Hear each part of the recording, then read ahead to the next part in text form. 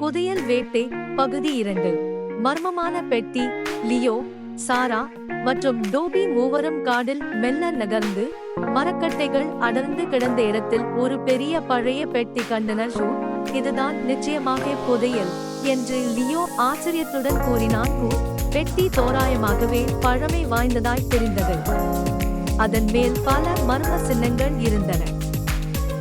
பெட்டியின் சவால். அனைவரும் பெட்டியை திறக்க முயன்றனர். டோபி அவன் போல் முகத்தை கொண்டு திறக்க முயன்றான். சாரா அவள் நகர்த்தினாள். திறக்க முயன்றால் அப்பவும் முடியல. சாரா தன் காதை பெட்டியின் மேல வைத்து இதில் ஏதோ ஒரு மாயம் இருக்கிறது என்றாள். பயங்கரமான உயிர்.